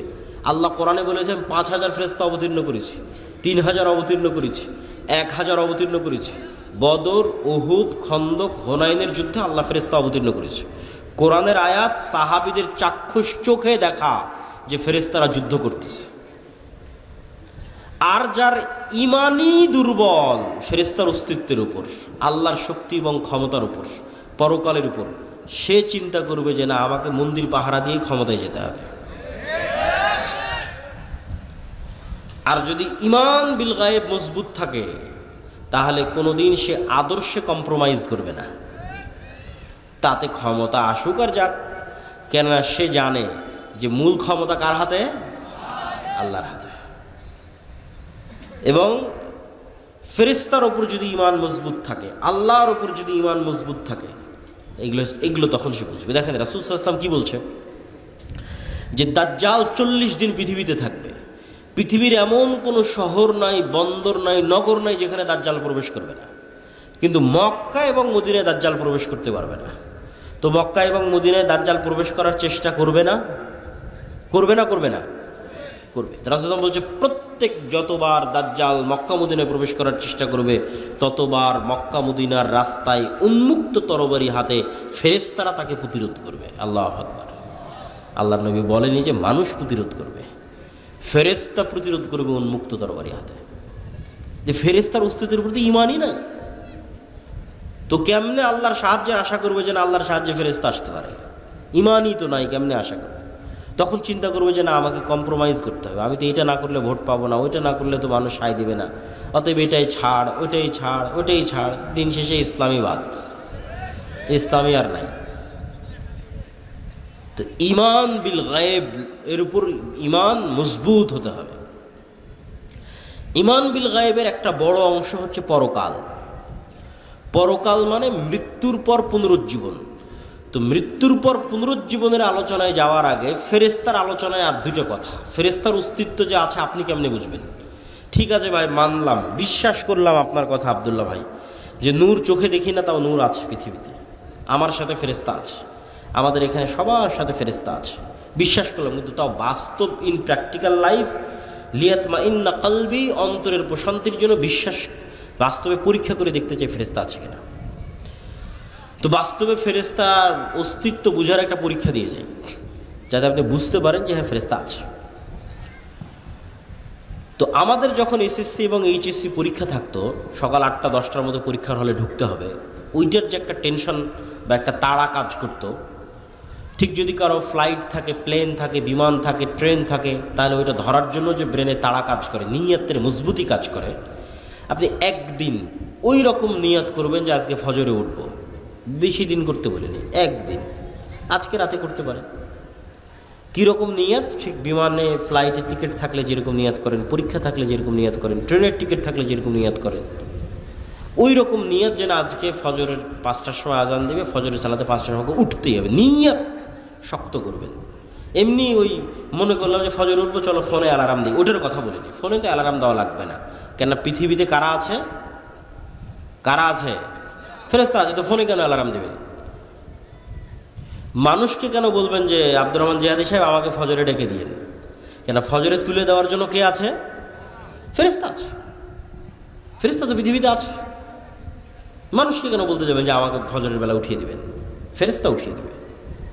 এটা আপনি বাস্তবে প্র্যাকটিক্যাল পরীক্ষা করবেন যে ফেরেশতা আপনাকে উঠিয়ে দিচ্ছে কিনা, আপনি উঠতে পারছেন কিনা। কোনো মানুষকেও বলার দরকার নাই যে আমাকে ফজরে উঠাতে হবে, কোনো মোবাইলে অ্যালার্মের দরকার নাই যে আমাকে ফজরে উঠাতে হবে। তারপরে আপনি শক্ত নিয়তে ঘুমিয়ে যান এবং ঠিক রাসূল সাল্লাল্লাহু আলাইহি ওয়াসাল্লামের সুন্নাত অনুযায়ী ঘুমিয়ে যান। তো রাসূল সাল্লাল্লাহু আলাইহি ওয়াসাল্লাম কি বলছে? যে আপনার মাথার কাছে একজন ফেরেশতা পাহারাদার অবস্থায় থাকবে ফজর পর্যন্ত। তাহলে এখন আপনাকে ফজরে উঠিয়ে দেওয়ার দায়িত্ব ফেরেশতার। আল্লাহ সুবহানাহু ওয়া তাআলা এভাবেই পৃথিবী সেট করে রেখেছে। তো কেমনে আপনাকে ঘুম থেকে উঠিয়ে দেবে সে জানে। এখন মশার কামড়ে উঠিয়ে দিবে, না ঝাপটা আওয়াজে উঠিয়ে দিবে, না আপনার বাচ্চা কাদার মাধ্যমে উঠিয়ে দিবে, না কিসের মাধ্যমে উঠাবে, সেটা ফেরেশতার দায়িত্ব। না কোনো দিন ফজরের আজান আপনার কানে ঢোকে না, আজকে ঠিকই ফজর আজান কানে ঢুকে গেছে। কেন ফজর আজান কানে ঢুকতে বাধা হয়ে থাকতো কে? শয়তান। কে বাধা হয়ে থাকতো? শয়তান। আজকে ফেরেশতা ঢুকতে দিয়েছে, শয়তানের বাধা সরে গেছে, ফেরেশতা ঢুকতে দিত, ফজরের আজানই ডাইরেক্ট কানে ঢুকে গেছে, তা আপনি এমনি উঠে গেছে। কোনো না কোনো ওয়ে ব্যবহার করে আপনি ইমান বিল গায়েবের বিশ্বাসের মজবুতির মাত্রা যত উঁচু লেভেলে যাবে, গায়েবের অস্তিত্বের প্রমাণ তত বাস্তবে ফিল করবেন। ইমান বিল গায়েবের উপর বিশ্বাসের মাত্রা যত উঁচু লেভেলে যাবে, মাত্রা যদি সাহাবীদের লেভেলে যায়, তাহলে ফেরেশতা আবারও যুদ্ধ করার জন্য নামবে। এটাই ঠিক। মানে বিশ্বাসের মাত্রা যদি সাহাবীদের লেভেলে যায়, তাহলে বাস্তবে সচক্ষে আবারও ফেরেশতাদের যুদ্ধ করতে দেখা যাবে। কিন্তু ওই লেভেলে মাত্রা নাই, যাচ্ছে না, নেওয়া যাচ্ছে না। কেননা আমরা সবাই হয়ে আছি শয়তানের বন্ধু, শয়তানের দোসর। কেমনে আপনার কাছে ফেরেশতা আসবে আপনি বলেন? যেখানে রাসূল সাল্লাল্লাহু আলাইহি ওয়াসাল্লাম বলছে যে পেঁয়াজ এবং রসুনের গন্ধে ফেরেশতারা কষ্ট পায়, আর আল্লাহ নবী তো পেঁয়াজ রসুন খেতই না, ফেরেশতা কষ্ট পাবে। তো এমনি এতবার মিসওয়াক করতে যাতে জিবরাইল কষ্ট না পায়, আর আপনি সারাদিন বিড়ি আর সিগারেট নিয়ে বসে আছেন, তাহলে আপনার কাছে ফেরেশতা যাবে? আপনার কাছে ফেরেশতা যাবে না। আপনার সাথে কে আছে সব সময় বলেন তো? শয়তান আছে। আপনি সিরিয়াস বিশ্বাস করেন আপনার আশেপাশের যত বন্ধু অস্তিত্বশীল আছে, এদের অস্তিত্ব যত সত্য, আল্লাহর কসম, ওয়াল্লাহি আল্লাহর কসম, ওয়াল্লাহি আল্লাহর কসম, আপনার সাথে ফেরেশতার অস্তিত্ব তত সত্য, আপনার সাথে শয়তানের অস্তিত্ব তত সত্য। তা আপনি তো শয়তান যেটা যেটা পছন্দ করেন ওটা আপনার সাথে ধরে রেখেছেন, তাহলে তো সবসময় আপনার সাথে শয়তান আছে। আল্লাহ নবী বলছে যেই ঘরে ছবি মূর্তি আছে, যেই ঘরে কুকুর আছে, ওই ঘরে কে ঢোকে না? ওই ঘরে ফেরেশতা ঢোকে না। কেউ যদি কোনো ঘরে ঢোকার সময় বলে আসসালামু আলাইকুম, তাহলে ওখান থেকে কে পালিয়ে যায়?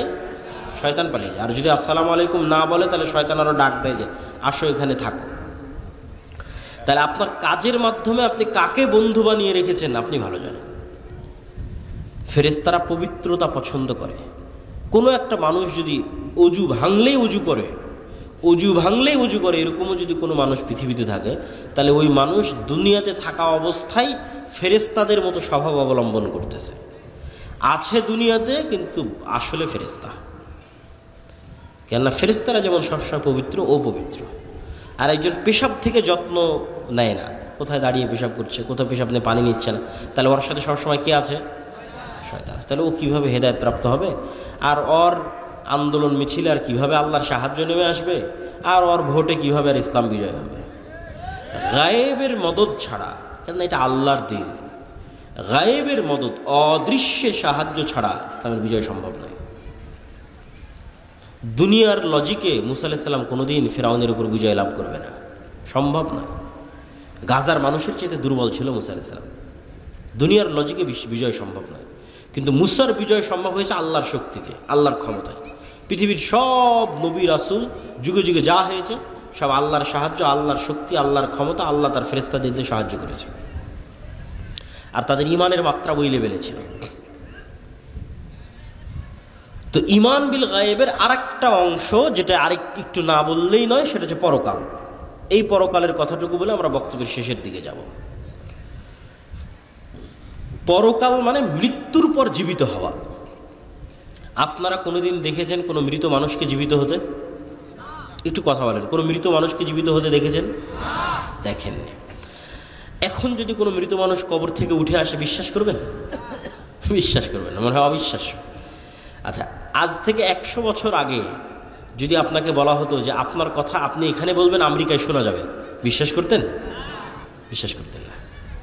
ওমর রাদিয়াল্লাহু তাআলা আনহুর বিষয়ে একটা রেওয়ায়াত পাওয়া যায় যে উনি মসজিদে নববীর মেম্বারে বসে আওয়াজ দিয়েছেন, যুদ্ধের মাঠে গিয়ে সে আওয়াজ শোনা গেছে।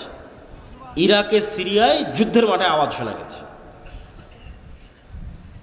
তো এরকম যদি কেউ বলতো যে না এখানে আওয়াজ দিব, আমেরিকায় শোনা যাবে, ভুয়া কথা কোত্থেকে বলে, বিশ্বাস অসম্ভব।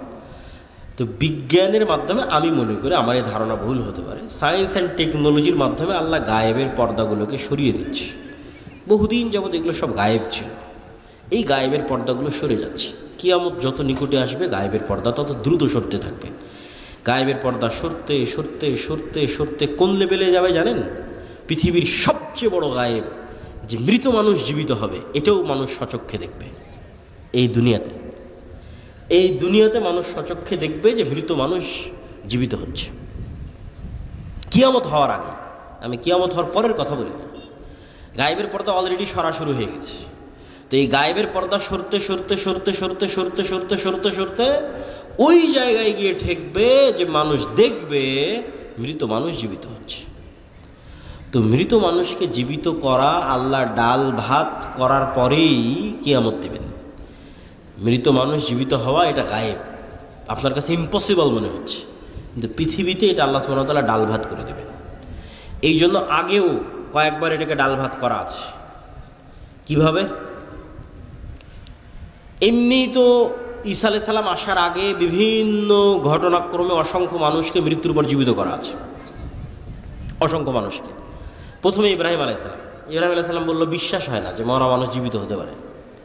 বিশ্বাস আছে কিন্তু ইয়াকিন হয় না, ইতমিনান নাই। আল্লাহ বলল 4টে পাখি নিয়ে আসো, জবাই করো, 4টে পাহাড়ে দাও, নাম ধরে ডাকো। জবাই করলো, 4টে পাহাড়ে দিল, নাম ঠিকই তো, মরা পাখি জীবিত হয়ে গেল। বিশ্বাস করলো। এক নবী এক গ্রামের পাশ দিয়ে যাচ্ছে, পুরো গ্রাম বিরান গোরস্থান হয়ে গেছে, সব মানুষ মরে শেষ, সাফ। নবী বলছে যে এই মরা বিরান গ্রামকে আল্লাহ কিভাবে জীবিত করবে, মনে মনে বলছে। তো আল্লাহ ওই নবীকে ইনস্ট্যান্ট মৃত্যু দিয়েছে 100 বছর। 100 বছর পর নবীকে জীবিত করেছেন। যে নবীকে জিজ্ঞেস করে তুমি বলো কতদিন মৃত অবস্থায় ছিল।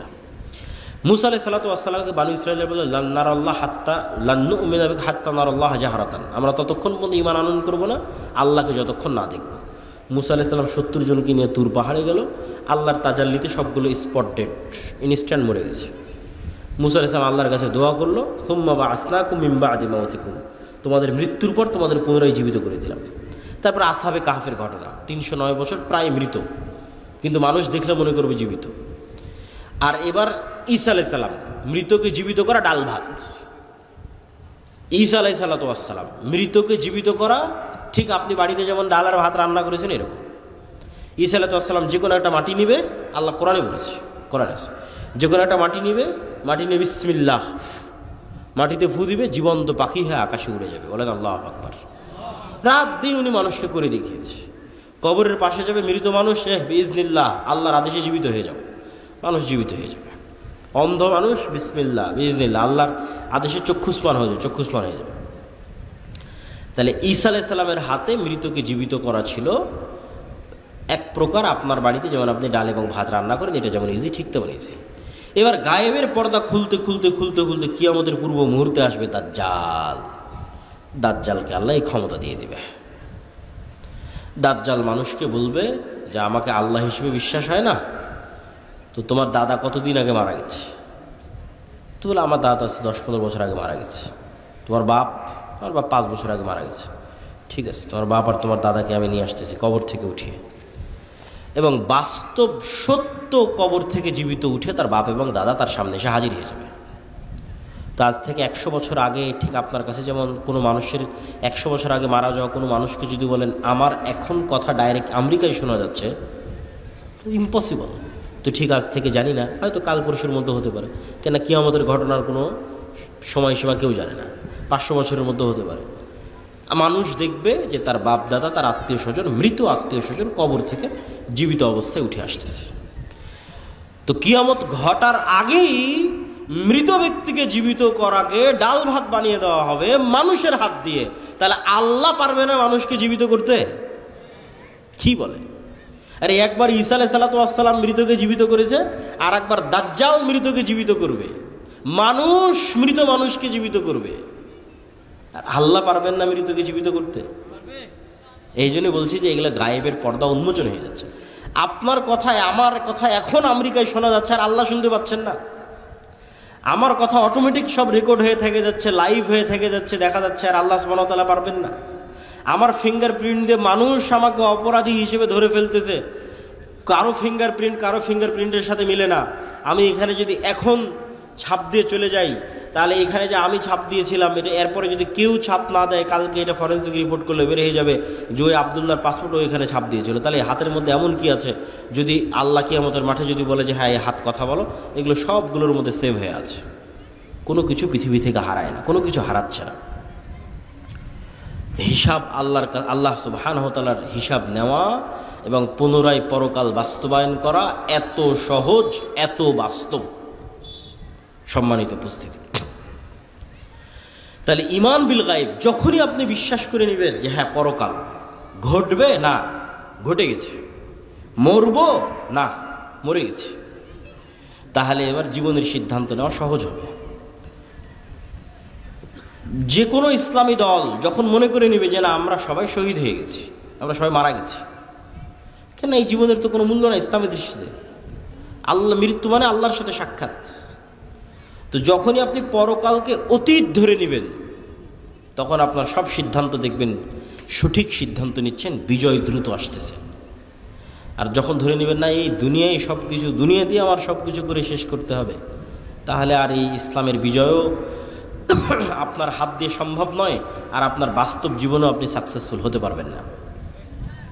অতএব বস্তুবাদী দুনিয়ামুখী জীবন বাদ দিয়ে পরকালমুখী, মৃত্যুর পর আবার জীবিত হবেন, হিসাব নেওয়া হবে, এই চিন্তা, ফেরেশতা আছে, ফেরেশতা আপনাকে সহযোগিতা করতেছে, ফেরেশতার সাথে বন্ধুত্ব, ফেরেশতার অস্তিত্বের প্রতি গভীর অবিচল আস্থা, ফেরেশতাকে দেখতেও পেয়ে যেতে পারে। আপনার ঈমান বিল গায়ব বাড়তে থাকলে ওরকম হয়েও যেতে পারে, অস্বাভাবিক কিছু নয়। সম্মানিত উপস্থিতি, বক্তব্যের শেষের দিকে এসে কয়েকটা জরুরি কথা।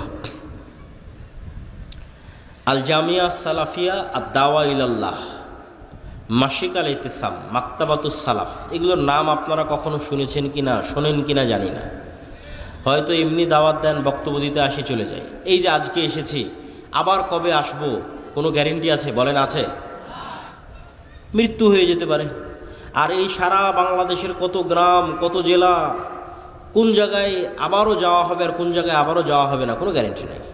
কিন্তু প্রতি মাসে আমরা যে মাসিক আল ইতিসামে লিখতেছি, আমি নিজে তিনটে প্রবন্ধ লিখি। একটা হচ্ছে সম্পাদকীয়টা লিখি, যেমন প্রথমে আজকের এটাতে আছে হামাস ইসরায়েলের যুদ্ধবিরতি, গাজার ভবিষ্যৎ কি, এটা এই মাসের সম্পাদকীয় আমার লেখা। এবং 2টা প্রবন্ধ লিখি, তাহলে মোট 3টে লিখি প্রতি মাসে। তাহলে আমি এখানে আর আসতে পারি আর না পারি, এখানকার কোনো মানুষ যদি নিয়মিত মাসিক আল ইতিসাম নেয়, তাহলে ওর কাছে আমার নিয়মিত কথা যাচ্ছে না? নিয়মিত আমার কথা যাচ্ছে। আর যদি মনে করেন আজকেই বক্তব্য দিয়ে শেষ, আর 5 বছরে আমিও আসলাম না, আপনার সাথে আমার আর দেখাও হলো না, আপনাকে আর দাওয়াতও দিতে পারলাম না। তো এই জন্য আমাদের লেখনীকে, আমাদের অন্য আর যে কার্যক্রমগুলো আছে, যেমন দাওয়া ইলাল্লাহর কাজ কি, মক্তব, এত বলি সুমন ভাইকে, মনিরকে, যে এইভাবে নয়, দাওয়াতি কাজের মাধ্যমে প্রোগ্রাম করতে হবে। কিন্তু বুঝাতে পারি না, হয়তো আমার ব্যর্থতা, এই জন্য বুঝাতে পারি না। আমরা আলহামদুলিল্লাহ অন্যান্য জায়গায় সফল কাম হয়েছে। আমাদের গাইবান্ধা জেলায় মক্তব চলতেছে, আরও বহু জেলায়, সারা বাংলাদেশে 600 মক্তব ট্রেনিং প্রাপ্ত মানে এই সমস্ত 600 মক্তবের শিক্ষকেরা জামিয়া সালেফে ডাঙ্গিপাড়াতে ফ্রি থাকা, খাওয়া এবং যাতায়াত খরচ, এবং ওই 600টা মক্তবের ছাত্রের ফ্রি বই, ছাত্রছাত্রীর কতগুলো জিনিস একটা আর একটার সাথে যুক্ত হলো, 600। এই 600টা মক্তবের ক্ষেত্রে এই সবগুলো জিনিস ঘটেছে। মানে 600 মক্তবের ইমাম জামিয়া সালাফিতে এসেছে, 7 দিন ব্যাপী ট্রেনিং নিয়েছে, থেকেছে, তাদের থাকা খাওয়া খরচ, যারা ট্রেনিং দিয়েছে তাদের বেতন, তাদের যাতায়াত খরচ, আবার ওই মক্তবের ছাত্রছাত্রীর বই, সবগুলো আর দাওয়া ইলাল্লাহর পক্ষ থেকে বহন করা হয়েছে। এবছর আমরা দাওয়া ইলাল্লাহর জাতীয় মক্তব প্রতিযোগিতাকে টিভি চ্যানেলে নিয়ে যাচ্ছি। এইটার পিছনে খরচ আছে প্রায় 50 লক্ষ টাকার কাছাকাছি। টিভি চ্যানেলের সময় কেনা থেকে শুরু করে সম্পূর্ণ প্রজেক্টটা বাস্তবায়ন করা। আপনাদের ছেলেমেয়েরাই টিভিতে যাবে এবং কথা বলবে, তাদের জ্ঞানকে ছড়িয়ে দেবে। তাহলে এই যে একটা প্রসেসের সাথে যদি আপনারা যুক্ত হন, এটা স্থায়ী দাওয়াত। আমি সেখানে যাই আর না যাই, আমার ট্রেনিংপ্রাপ্ত শিক্ষক ওখানে কোরআন শিখাচ্ছে, এটা চিন্তা করলেই মন ভালো হয়ে যায়, আর যখন মনে করি আমি এখানে আসলাম, আজকে বের হয়ে গেলাম, এখানে একটা বক্তব্য চালু করতে পারলাম না, তখন মনে হয় যে না, আমার এই দাওয়াতি সফরটার কল্যাণকর হলো না, সাদাকায়ে জারিয়াটা স্থায়ী হলো না। 2 ঘন্টা চিৎকার করলাম, মানুষ তো এখন ভুলে যাবে। আর যদি না, এখানে এই শিবগঞ্জ কানসাট অঞ্চলে আমার 10টা-50টা মক্তব চলে, তাহলে আমার মনে হবে যে না, ওই 10টা-50টা মক্তবে যে বাচ্চা কোরআন শিখতেছে, ওর সাদাকায়ে জারিয়ার নাকি আমিও পাবো। কেন সেগুলোর আমরা খোঁজ খবর রাখতেছি, প্রতিযোগিতা আয়োজন করতেছি, তদারকি করতেছি। তো ঠিক তেমনি আমাদের আরও লেখনির যে বিষয়গুলো আছে, শায়েখ আব্দুর রাজ্জাক বিন ইউসুফের যে বইগুলো আছে, আমাদের ছাত্ররা একটা পত্রিকা বের করে, কিশলয়, এটা ছাত্রদের, এর এই যে প্রচ্ছদ ডিজাইন, এটাও ছাত্রদের করা, এর ভিতরের যে লেখার যে ডিজাইন, এটাও ছাত্রদের করা। এটা কোনো স্টাফ, বেতনভুক্ত কোনো স্টাফ দিয়ে করা নয়, ছাত্ররাই করে। তো এইগুলো যদি আপনারা না দেখেন, না শোনেন, শায়েখ আব্দুর রাজ্জাক বিন ইউসুফের সালাতের বই, দোয়ার বই, আমাদের মিন্নাতুল বাড়ি, এগুলো আপনাদের মূল্যায়ন করতে হবে। 3 নম্বর যে বিষয়টা, সেটি হচ্ছে সমাজ থেকে অন্যায়কে উৎখাত করার আরেকটা বড় অন্যায় হচ্ছে সুদ। সমাজ থেকে যে সমস্ত অন্যায়কে উৎখাত করা উচিত বলে মনে হয়, তার মধ্যে আরেকটা বড় অন্যায় কি বলেন তো? সুদ। কেন সুদ বড় অন্যায়? সুদ মানুষকে গোলাম বানায়। ফেরাউন বানু ইসরাইলদেরকে যে গোলাম বানাতো না, আপনি ইতিহাস পড়ে দেখেন, ওর গোলাম বানানোর আরেকটা মূলনীতি ছিল সুদ। ওদের সুদি লেনদেনের মাধ্যমে ওদেরকে গোলাম বানিয়ে রাখত। আল্লাহর নবী যখন মদিনায় যায়, তখন মদিনায় সুদি কারবারের সবচেয়ে বড় ব্যবসা ইহুদিদের। তা আল্লাহর নবী খুব ভালোভাবে জানে যে অর্থনীতি যদি কন্ট্রোল না করা যায়, দেশ কন্ট্রোল করা সম্ভব নয়। তাহলে এদের সুদি অর্থনীতির যে বেড়াজাল আছে, এটা ভেঙে চূর্ণ বিচূর্ণ করতে হবে, নাহলে আমি দেশ কন্ট্রোল করতে পারবো না। তো আজকে পৃথিবী এমন একটা সিচুয়েশনে চলে গেছে, কোনো ক্যাশ টাকা নাই। ইংল্যান্ডে আমি 1 বছর থেকে দেখে এসেছি, আমেরিকার লোকজন যারা গেছে তাদের সাথে কথা হয়, ক্যাশ টাকা বলে পৃথিবীতে আর কিছু নাই। মানে প্রত্যেক ক্যাশ টাকার বিপরীতে লোন আছে। এখনও বাংলাদেশে ওই সিচুয়েশন তৈরি হয়নি, এখনও বাংলাদেশে ক্যাশ টাকা আছে। এখন এরকম সিচুয়েশন হয়নি যে আমার পকেটে 1000 টাকা আছে, তাই 1000 টাকার বিপরীতে লোন আছে, এটা না, এখনও হয়নি, এখনও সুযোগ আছে। তো বাংলাদেশে কর্জে হাসানার মাধ্যমে সুদের বিরুদ্ধে লড়াই করা, এবং আরেকটা জিনিস মাথায় রাখতে হবে কর্জে হাসানা এবং সুদের ক্ষেত্রে, যেটা বলে আমার বক্তব্য শেষের দিকে চলে যাব, সেটা হচ্ছে যে ইসলামী ব্যাংকের মাধ্যমে সুদকে উৎখাত করা কেন সম্ভব হচ্ছে না? কেননা কেউ গোড়ায় হাত দেয়নি। গোড়া কি? গোড়ায় হাত দেওয়া আসলে কঠিনও, এই জন্য কেউ হাত দিতেও চায় না। গোড়া কি? গোড়া হচ্ছে আধুনিক কনভেনশনাল যে ব্যাংকিং সিস্টেম আছে, তারা আপনাকে লোন নেওয়ার জন্য উৎসাহিত করতেছে। যেমন বিকাশের বিজ্ঞপ্তি চলতেছে যে কোনো প্রকার ডকুমেন্টস ছাড়াই শুধু বিকাশ অ্যাকাউন্টের বিপরীতে 50,000 টাকা লোন পাওয়া যাবে। তো ক্রেডিট কার্ড মানুষ ইউজ করুক, এটার জন্য মানুষকে উৎসাহিত করা হচ্ছে, মানুষ লোন নিক এটার জন্য উৎসাহিত করা হচ্ছে। তাহলে যেখানে লোন নেওয়াকেই উৎসাহিত করা হবে, সেখানে আপনি ওই প্রতিযোগিতার সাথে ইসলামী ব্যাংক প্রতিষ্ঠা করতে পারবেন না। কেননা ইসলামী অর্থনীতির মূল ভিত্তি হচ্ছে লোন বিমুখতা। কেমন লোন বিমুখতা? সুদি লোন নয়, কর্জে হাসানাই নিব। বুঝেন? না বুঝাতে পারলে আমার ব্যর্থতা। সুদি লোন নয়, কর্জে হাসানাই নিব। তো কর্জে হাসানাই যদি আমি নেই, সেটা ফ্রিজ কেনার জন্য নিব, এসি কেনার জন্য নিব, মোটর সাইকেল কেনার জন্য নিব, মোবাইল কেনার জন্য নিব, গায়ের একটা ভালো জামা কেনার জন্য নিব, আজকে হোটেলে ভালো খাবো এটার জন্য নিব, বাড়িতে ছাদ দেবো এটার জন্য নিব, এর প্রমাণে দলিল দেওয়া কঠিন আছে। সুদি ঋণের কথা আমি বলিনি, কর্জে হাসানা নিব। কর্জে হাসানাই নিব, কিন্তু এসি, ফ্রিজ, মোটর সাইকেল, বাড়ির ছাদ, মানে এমন কাজ যা না করলে আমি মরে যাবো এরকম নয়। এইরকম কাজের জন্য কর্জে হাসানা নেওয়া যাবে, আর দলিল দেওয়া কঠিন আছে। বিলাসী পণ্য ক্রয়ের জন্য অথবা বিলাসিতার জন্য, মাটির বাড়ি আছে এটাকে ভেঙে পাকা বাড়ি বানাতে হবে, অন কাইন্ড অফ বিলাসিতা। বিলাসিতার জন্য সুদি লোন বহু পরে, কর্জে হাসানা নেওয়া যাবে কিনা এটা জায়েজ প্রমাণ করা কঠিন আছে। ইসলাম লোন বিমুখ দিন, সবসময় লোন থেকে বাঁচতে বলা হয়েছে। কখন লোন নিবা? যখন অ্যাক্সিডেন্ট করে অপারেশন করতে হবে, টাকা নাই তখন। কখন লোন নিবা? বেটির বিয়ে দিতে পারতেছি না, ছেলে মেয়েকে পড়াশোনা করাতে পারতেছি না, তখন কর্জে হাসানা জায়েজ আছে। তাহলে কর্জে হাসানা দিয়ে আপনি মোটর সাইকেল কিনবেন, এসি কিনবেন, ফ্রিজ কিনবেন, সেটাই প্রমাণ করা কঠিন। সুদি লোন দিয়ে তো বহু দূরের কথা। তাহলে মূলনীতিতেই ভুল। তাহলে কনভেনশনাল ব্যাংক আপনাকে বলছে আসো আমার কাছে লোন নিয়ে তুমি গাড়ি নাও, তাহলে ইসলামী ব্যাংক যদি বলে যে না আমিও ওই একই সার্ভিস দিব, পারবে না, ওইটা তখন ইসলামী ব্যাংক হবে না। ইসলামী ব্যাংক মানেই হচ্ছে না তুমি বিলাসী পণ্যে লোন নিতে পারবে না। ইসলামী অর্থনীতি মানেই তুমি বিলাসী পণ্যে লোন নিতে পারবে, কর্জে হাসানা নিতে পারবে না।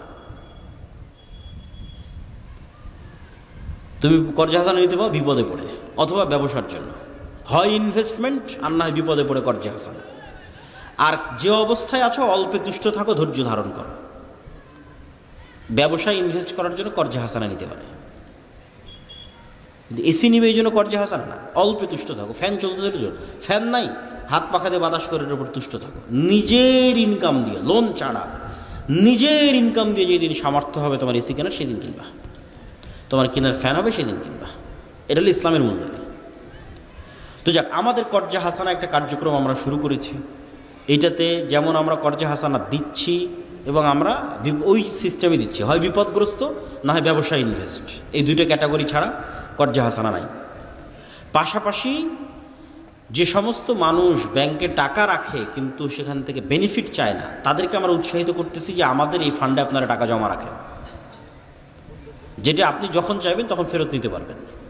এবং আলহামদুলিল্লাহ অসংখ্য মানুষ এটাতে অংশগ্রহণও করতেছে।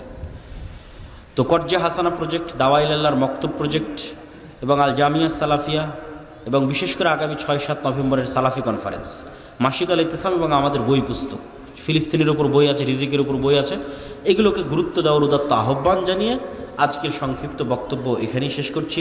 ওয়াখির দাওয়ানা আনিল হামদুলিল্লাহি রাব্বিল আলামিন। বইগুলো স্টেজেই পাওয়া যাবে। শায়েখ ইসকন দিয়ে হইচই করবেন না, ধীরে ধীরে, কেন